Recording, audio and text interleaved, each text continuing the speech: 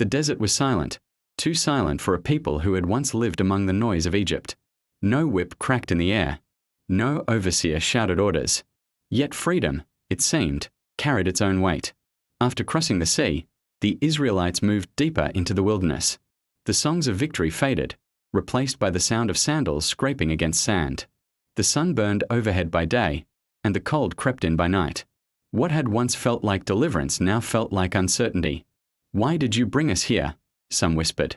Others spoke louder. Within days, thirst became their enemy. The water they found was bitter, undrinkable. Fear spread faster than heat. The people turned on Moses, their voices sharp with accusation. "Were there no graves in Egypt?" they demanded. "Is this why you brought us out here, to die of thirst?" Moses did not argue.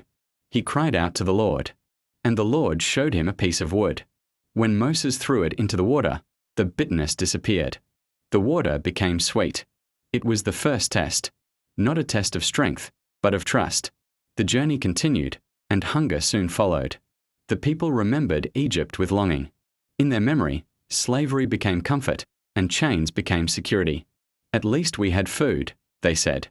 "We sat by pots of meat. Here, we have nothing." Again, the Lord listened. At dawn, the ground shimmered with something new, thin flakes like frost. The people stared in confusion. "What is it?" they asked. Moses answered, "It is the bread the Lord has given you to eat." They called it manna, meaning "what is it?"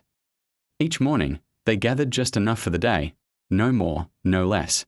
Those who tried to store it found it spoiled by morning. Only on the 6th day were they allowed to gather double, for the 7th day was holy, a day of rest. The wilderness was teaching them a rhythm. Daily dependence, daily obedience, daily faith. Yet the testing was not over. At Rephidim, there was no water again. The people quarreled with Moses, their anger rising like a storm. "Is the Lord among us or not?" they cried. This question cut deeper than thirst. The Lord told Moses to strike a rock. When he did, water poured out, enough for everyone. From lifeless stone came life-giving water. Still, the people struggled to believe. Soon after, a new threat emerged. The Amalekites attacked. This was no invisible enemy like hunger or thirst. It was a battle of flesh and blood. As Joshua led the men into combat, Moses stood on a hill with the staff of God raised in his hands. When his hands were lifted, Israel prevailed. When his arms grew tired and fell, the enemy gained ground.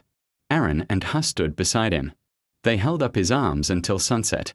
Victory came not from swords alone, but from surrender. By the time the battle ended, the people had learned something the wilderness was determined to teach. Freedom was not the absence of hardship. It was the presence of God, every step of the way. The wilderness was not a punishment. It was a classroom. Here, God was shaping former slaves into a people of faith. The wilderness tests every heart, but it also reveals who walks with us in the desert. If this story spoke to you, support the channel by liking, sharing, and subscribing. Join us as we continue the Exodus, step by step, story by story.